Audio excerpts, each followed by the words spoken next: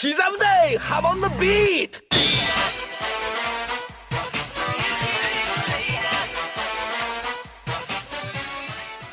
Welcome back to another installment of JoJo Fun Facts, where I go over interesting bits of JoJo trivia that aren't big enough for their own videos. These are some of my favorite videos to make since I get to show off and learn about some very interesting stuff that I wouldn't otherwise. Let's not waste any time and start with the first fun fact. A lot of people are aware of the 2007 Phantom Blood movie, infamous for its lack of a physical release, making it lost media. One odd detail about the film, though, is its poster. For whatever reason, Jonathan's pose here is based off of one done by Joseph on the cover of Volume 8. For another obscure fact, an error can be found on the official JoJo Portal website in its page for Josuke. The image of Josuke used here is actually the copy of Josuke created by the stand's surface, with the forehead bolt that gives him away clearly visible.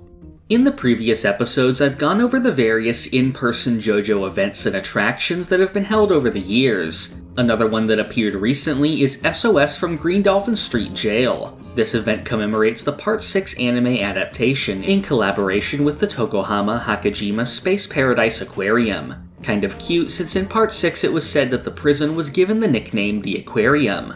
It ran from October 1st to November 30th of 2022. The location has done multiple crossovers like this before, like one for the video game Splatoon. This event actually has a story, with the visitor taking on the role of a Speedwagon agent disguising themselves as a prisoner to help Jolyne locate the memory disk. Visitors are given a wristband with one of 9 different prisoner numbers on it. They can also pay to receive a stamp card, and if the card is filled by visiting various locations around the event, they receive a novelty Jotaro memory disk as a reward. This comes with a disclaimer that no data is actually stored on the disk and it shouldn't be used in a computer. The inside of the aquarium is decorated with various images of the Stone Ocean characters and stands. There's also an exhibit called JoJo and Strange Creatures that has different animals such as the spotted poison dart frog that appeared in the story. The animals are all shown with parameters in the style of stand stats. So this pelican has a B in destructive power, making it stronger than Gold Experience, while this poison dart frog has an A in speed and strength, making it comparable to Star Platinum. The highlight of the event is the Sea Animal Show, where for whatever reason, White Snake steals the memory disk of the penguin, making it unable to start the dolphin show. So the aquarium staff, dressed as prisoners, use the animals to find it. First they bring out a walrus that points to a statue with a disc inside, but it's one belonging to an isopod. Then the beluga whales come out and find the disc at the bottom of the pool. The penguin is healed and it starts the show by pulling on a string with a fish to reveal a sign. However, in the videos I found of the event, the sign doesn't work, and he just eats the fish off it, and the trainer has to do it themselves. Then the dolphin show starts with the anime's opening playing over it. Like all JoJo events, this one also has unique food items. For the drinks, I like the Jolyne one with a stone-free bendy straw. There's also a diver down one, and a weather drink with a cotton candy cloud and gummy frog. There's a parfait that looks like stone-free string, as well as stone-free pasta. There's a crepe that was duplicated by Kiss, and the Green Dolphin Street wetland-style barbecue plate with alligator meat. Some of you might be familiar with Araki's first ever published one-shot, Poker Under Arms. Less might know about something that came before that. In 1978, when he was 17 years old, Araki wrote a one-shot story called The Bottle. It was submitted to the Tezuka Awards under the pen name Toshi Arakino. It didn't end up winning, so it was never published. To this day, the story has never been seen outside of the single picture shown as part of the contest. However, there's actually another Araki manga which predates this. Shonen Thunder issue number 4 is a fanzine allegedly created by Araki and his friend in elementary school. A drawing of a mummy inside is signed by a Toshiyuki Araki. With Araki having used pen names in the past, this very well may be his drawing. This was posted on Twitter in March of 2020, with the user saying their father went to the same elementary school as Araki, where the two drew this book together. In a 2004 interview with a local Sendai newspaper, Araki talks about his elementary school days, and he mentions making his own manga doujinshi when he was in 4th grade. In December of 2022, another user described meeting Araki in person where they asked them about the drawing. Araki says he doesn't remember and doesn't think he drew the cover, but that the Mummy by Toshiyuki Araki may have been drawn by him. So it does seem like this drawing is real, making it the earliest known Araki illustration. It also seems like Araki's horror movie influence was present from an early age. Later he would cite the classic horror movie monster of the Mummy as an inspiration for the stand Hanged Man. JoJo is well known for being full of references to Araki's favorite music, either through the names of stands and characters or direct mentions of songs themselves. One question you might have is what the first ever music reference by Araki is. You might be tempted to say that it's Dio, who is the first character to appear in JoJo that is named after a musician. However, Araki has actually referenced music in his works prior to JoJo as well. The villain Lauper in his manga Gorgeous Irene seems to be named after the singer Cyndi Lauper. Prior to that, in Cool Shock BT, names of various bands and musicians are seen written on crates in a museum, and Paul McCartney is also mentioned. In his one-shot Say Hi to Virginia, more names can be seen written referencing Randy Meisner, the album Dada, and the band, which would later go on to inspire The Hand. However, the real first music reference comes from that first one-shot, Poker Under Arms. At the poker table, you can see a bottle of booze with the name Poco written on it, referencing the band of the same name, which would later be repeated with the character Poco in Phantom Blood. Just a second ago I mentioned the Part 4 stand The Hand, and how it was named after the Canadian-American rock band, The Band. Ever since featuring this in my original music reference video, I've gotten a ton of pushback for including it, with many saying that it's a stretch to claim this is a reference. However, this reference does have some official confirmation in Shueisha Jump Remix, a re-release of the manga that included special features, one of which was listing out the references to many of the stands and characters from Part 3 and 4. However, this reference also has a neat Easter egg. If you compare the two names in Japanese, they're almost identical with just one small part removed to create The Hand. This was referenced by the stand itself, which was used to erase a small part of the sign to make a different word. In the Metal Slug video game series, the rescuable POWs all have names randomly selected from a long list. Some of these names are references to JoJo. These include Araki, Joestar, Joseph, Kujo, and Kawajiri. For the 40th anniversary of Fist of the North Star in October of 2023, various manga artists submitted their own drawings to its art exhibition. These include Akira Toriyama, Gosho Aoyama, Rumiko Takahashi, Eiichiro Oda, Yoshihiro Togashi, and of course Araki, who drew this picture of Kenshiro. This marks the second time he's drawn the character, the first being in 2007. The Devil May Cry series also has its share of references to JoJo. The first game's director, Hideki Kamiya, is a fan of JoJo and says that Joseph is his favorite character. In an interview with Electronic Gaming Monthly, Kamiya said that Dante's personality was influenced by Joseph in that he originally envisioned him as British when the character was still in his early stages as Tony Redgrave. In the original Devil May Cry, the scene when Dante is impaled by Alistair and pulls himself up through the sword was inspired by the way Cars stands up after using the stone mask. This was confirmed in the Devil May Cry graphic file art book from 2007. Another reference in the first game are the Nobody enemies, who have the ability to put on a stone mask which makes them change in size and become harder to kill. The mask bears a resemblance to the one from JoJo, and this connection was confirmed by Kamiya and through the art books. The Sin Scissors enemies were said by Kamiya to have been nicknamed Death 13 by all of the staff during development, after the stand from Part 3. The death of the boss Phantom may have also been inspired by Dio's defeat at the mansion in Part 1, when he falls and is impaled by a statue. The Bangle of Time item, which allows Dante to stop time, is said by Kamiya to be inspired by the powers of the world. Finally, in the DMC-themed pachinko game Devil May Cry X: The Last Judgment, Dante's victory animation when using Gilgamesh is a direct homage to Jotaro punching the screen with Star Platinum in the anime opening Stand Proud. JoJo has a long history of localization and can be officially purchased in many countries across the world. However, it has also had its fair share of bootlegs over the years, primarily in Asia. These often have humorous changes made to the title and feature bootleg art on the cover. In Vietnam, the series was illegally distributed under the title JoJo Brave Boys. In Indonesia, it was called Mission Impossible. In Korea, it was called Megaton Man. In China, it was called Brave Fight. In Taiwan, it was called Strongman Front. And in Thailand it was called Wicked Mask, pretty fitting for part 1. Another bit of trivia present in the Korean bootleg is the change made to Yukako's quiz. In Yukako's arc, she gives a quiz to Koichi about what kind of music Prince makes. In the bootleg Korean version, this was changed to a question about the country of origin of the rapper Jordy. Jordy was a French child singer who became popular in the 1980s. His single It's Tough to Be a Baby released when he was only 4 years old and reached number 58 in the Billboard Hot 100, making him the youngest to ever chart there. It's kind of odd that a change like this would be made, since at least in hindsight, I don't think anyone today has ever heard of this person, although it may have been done due to Koichi also looking like a child. In Diamond is Unbreakable, Araki hit a reference to his old manga Cool Shock BT. During the scene in the Harvest arc when they turn in the lottery ticket, the security guard has a name tag that says Psycho. In BT, the villain from the 5th chapter was also a security guard with the same name on his name tag.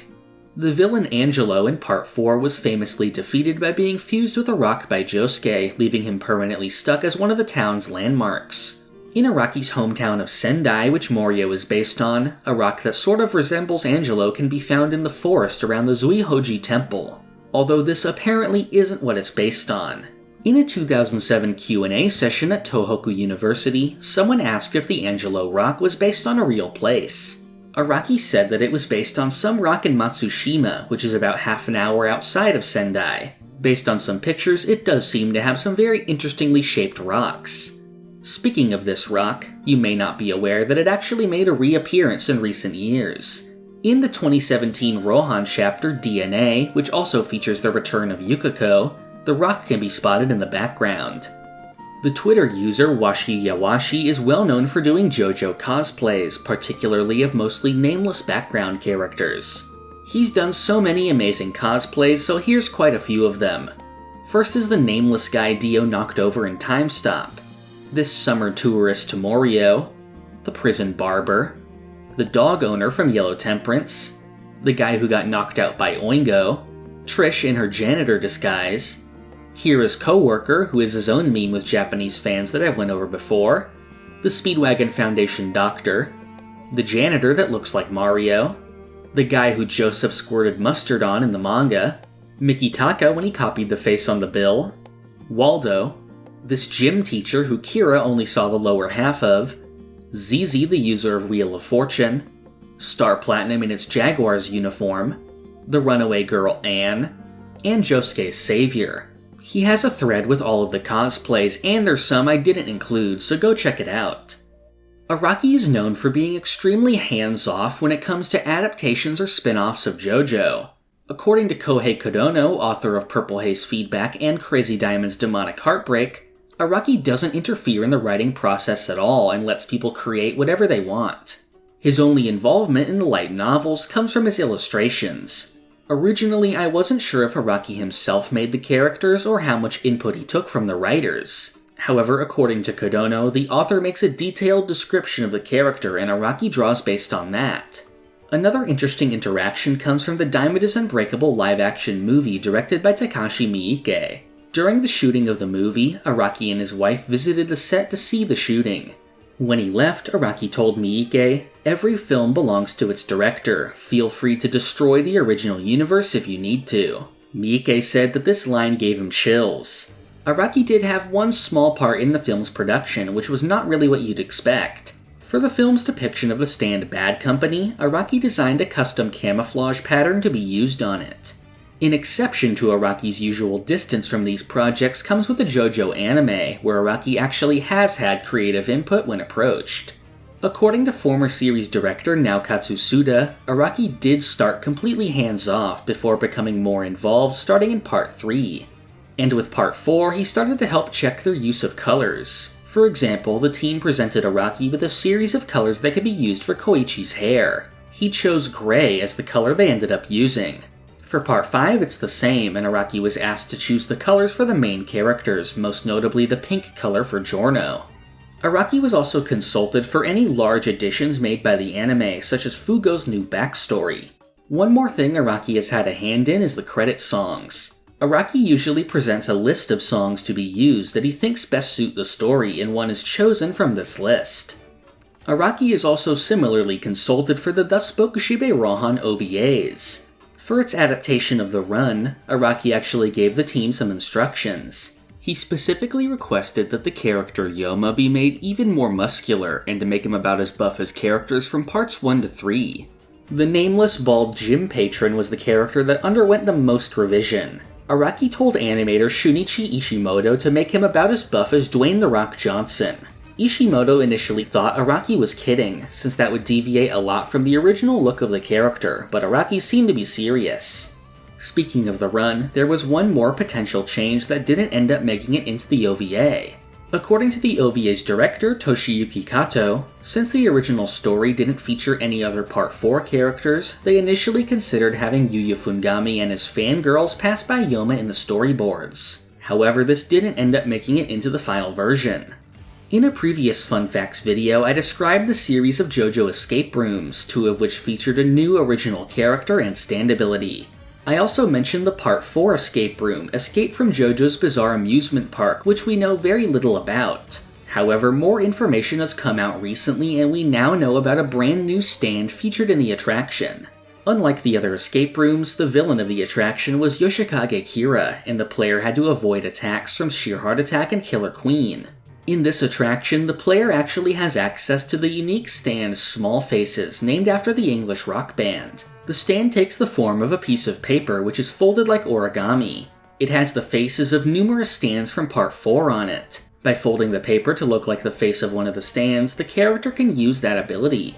The stands on the paper are Crazy Diamond, Echoes, The Hand, Heaven's Door, Harvest, and Star Platinum.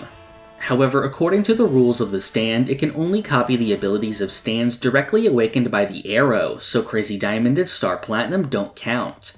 This is kind of odd, since their faces are still on the paper, but I suppose you can do those for fun after you bring the paper home. The Olympic Japanese figure skater Keiji Tanaka is a big fan of JoJo and has actually paid tribute to Josuke Higashikata multiple times. In the 2018 Japan Figure Skating Championship, he dressed as Josuke and performed to the Part 4 anime's main theme. He has since repeated the same routine in 2019, 2020, and 2021. During the opening ceremonies in 2019, he could also be seen wearing Yoshikage Kira's tie. In 2023, he also portrayed Zoro in the One Piece on Ice show, which adapted the Alabasta arc. In a July 2023 episode of the Romanian version of The Price is Right, a contestant named Elvira appeared in a full Jolyne cosplay. She ended up winning a microwave oven and an electric grill. Some people on Twitter seem to be under the impression that this was the American celebrity Elvira. However, this is obviously not the case, and this is an entirely unrelated Romanian person named Elvira. Another recent in-person event is one commemorating the release of the Rohan at the Louvre movie. It's running from September of 2023 to January of 2024 in various locations across Japan. One of the event's activities involved creating your own custom Heaven's Door book page. Like all JoJo events, they also have some food items. This time they're all based on the black pigment used in the painting in the movie. There's also some merch, like Rohan acrylic stands, shopping bags, a replica of his headband, and the movie's novelization on sale. The event also showcases the upcoming SH Figuarts based on the live-action Rohan. I've talked a lot about Araki over the years, but rarely have I ever mentioned his wife, Asami Araki. The two first met when Araki was writing Part 3 and were married 3 months later. In 2009, Asami hosted a live interview where she answered questions at Tokyo University. Asami is actually quite interesting, and with all her stories about Araki, she may even be the subject of a full future video. Here I want to focus on just 2 things though. First is my favorite part of this interview, how she describes her first date with Araki. One thing to note is that according to Asami, she pretty much took charge of the relationship, so she actually asked him out over the telephone. He was on his way to the pool, so she met him there. He told her, "I'll be swimming back and forth in the 25-meter line a few times, so just play around here." Then Araki went and swam while she sat around by herself quietly at the edge of the pool. Another thing I want to go over is how Asami actually influenced the manga. Araki said that when he first drew Yukiko, he had been married for 2 years. He says that she was inspired by the side of women that people often don't get to see, and that getting married led to him creating more fleshed out female characters. The other inspiration comes from Part 7, in a scene between Scarlet Valentine and Lucy. Scarlet asks Lucy to sit on her, and in Japanese she asks to give her a press fest. At Araki's Tohoku University lecture, someone asked him what the origin of this term was. Araki said that it came from his wife, who would sometimes charge at him and say, "It's press fest time, it's press fest time." In Asami's interview, she corroborates this story, saying that the press fest is a pro wrestling move where you hurl your entire body as an attack over and over again. In her story, though, it seems like Araki is the one doing the press fest. When asked by the audience to see what this looked like, she replied that it would be impossible. One last bit of Asami trivia comes from her 2019 birthday celebration. There you can see pictures of cakes and snacks with JoJo decorations, including a macaron with the press fest panel printed on it. Like I said, that's just a little part of it, and I may make a full video about Asami and the interview sometime soon. Next is one dealing with the town of Morioh in both parts 4 and 8. While it's a different universe entirely, the towns share a lot of similarities. Many landmarks from Part 4 Morioh are carried over to Part 8. However, the same actually happens in reverse as well, with some Part 8 references appearing in the Thus Spoke Shibe Rohan chapters. So I'd like to go over these since they're pretty interesting. One example of something coming over from Part 4 is the Trussardi restaurant. Jolyne mentions the restaurant in Chapter 72. He says that the Higashikata Fruit Company supplies fruit to the restaurant, but that when they called, they couldn't get a table. He also mentions a chef, presumably Tonio. Another example is the Mutsukabe Shrine, referencing the Mutsukabe Hill location featured in the second Rohan chapter. Now for examples of the original universe referencing the new one. The first one isn't quite that though. In Mutsukabe Hill, the character Gunpei wears a shirt that says SBR. Of course, this is a reference to Steel Ball Run, which was still publishing at the time of this chapter. Later in Part 8, the SBR clothing brand was introduced, so this is like a two-way reference. The chapter Poaching Seashore released in 2013 after Jolyne had started. This one is most well known for featuring Tonio from Part 4. When looking at the map of Morioh's coast, you can actually see the Twin Pines mentioned. This was a location introduced in Jolyne, although in that story, the pines were separated by the appearance of the walleyes, and it's now known as the Lone Pine. In the chapter Rainy Monday, people can be spotted wearing merchandise for the Seiten Birdies baseball team. Rohan also mentions the team in the chapter DNA, as well as one of its players, Akun. The Seiten Birdies were Morioh's baseball team, first referenced in Part 8. Akun was the nickname of the player Atsunori Iwakiri. In Jolyne, he's the one that purchases the Rokakaka from Aisho, trading away his jaw to heal his shoulder. Some people have tried to use these connections as some kind of proof of the two universes actually being the same, or to say that the Rohan chapters take place in the new universe. However, this is not the case, since these chapters still feature the original universe versions of the characters, like Yukiko, Josuke, Koichi, and Okuyasu. This next one deals with Part 9. The main character Jodio has the stand November Rain, named after the song by Guns N' Roses. However, this name also has some additional significance. In the author's note for Part 9's first volume, Araki mentions that the term Novem derives from the Latin root meaning 9. This is because November actually used to be the 9th month before July and August were inserted into the calendar. So this is a neat little Easter egg connecting the 9th part's protagonist to the number 9. The last fun fact deals with the creation of Part 9's logo. The logo was designed by Noriko Narumi, the logo designer for Jolyne and Thus Spoke Shibe Rohan, as well as the general cover designer for Steel Ball Run.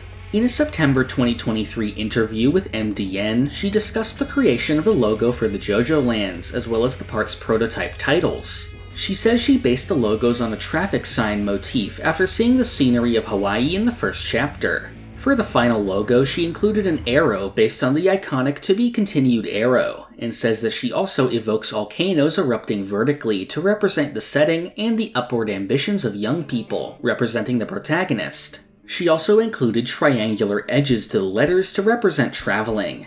Some of the other logos shown off are drastically different from each other, so it's interesting to see the process that resulted in what we got. The most interesting thing here, though, is the part's name. When Part 9 was first announced at the end of Jolyne, it was said that the part had the tentative title of JoJo Lands in all caps. Once Part 9 had actually come out, it had been changed to The JoJo Lands. Here, though, we see a couple more prototype titles. We see the two we know alongside Made in JoJo Lands and JoJo Lands 9. We also see another version with the S from the JoJo Lands surrounded by parentheses or brackets. It's hard to tell what these other titles could mean. The meaning of Jolyne's title was actually very significant to the themes of the story. So it remains to be seen how the JoJo Lands does the same for Part 9. Once we know that, I might be interested in taking a look back, since these titles could actually give us some insight into the plot itself. That's all the fun facts for now. I was able to cover some very interesting topics here, and I actually learned a lot while making this one. I may have even found some more topics I'd like to flesh out with full videos. As always, I love making these since it's a great way to show off a lot of minor stuff that wouldn't fit anywhere else. If there are any bits of JoJo trivia you'd like to see me cover in the next video, go ahead and comment them down below. If you want to be updated on new videos, make sure to subscribe and click the bell. You can also join the Hum and Beat Discord to be updated when new videos release, as well as important JoJo news. I'd also appreciate if you support the channel on Patreon. There you can receive Discord perks and the opportunity to submit questions. This video's question comes from Rex. He asks what fun facts surprised me the most after reaching it. Well, this is a bit of a tough one since most of the fun facts I use in the videos are things I already know about and I can't quite remember when I learned them. I will say though that one of the absolute highlights for me is still the Strayzo fan letter that Araki received while writing Part 2. If you haven't already, I suggest watching the second fun facts video since it's one of the funnier things I've included. However, after this video, I think the one that takes the cake for most surprising is one I actually didn't know about until very recently, which is the Asami Araki Press Fest thing. That's just so crazy, and I think it's even crazier since I already knew about this interview and the first date, I just never read this part which overshadows everything else. And then for the cherry on top, we have that macaron design at the birthday party, so I'll definitely pick that one for my answer. Thank you for watching. This is the part of the video where I thank my $5 and up patrons. Thank you to Alex Ramirez, Doorbell, Crayon, Rigovids, Zucato, Pumpkin Doge, Marrow, Almighty Quarth, Cowrie, Gatling Grove, Lime Jinjo, 17-Hit Combo, Sponge Cake, Cakext, Feliciano Rabaja, Rihanna Meme, Christian McDonough, Navi, Emmanuel Etienne, Pulse Dog, Great Riek, Carmotrina, Hunter Gill, Adam Grogan, Zach Greenfield, FIFO, Faro, Rob Goliath, and Jacob Smith.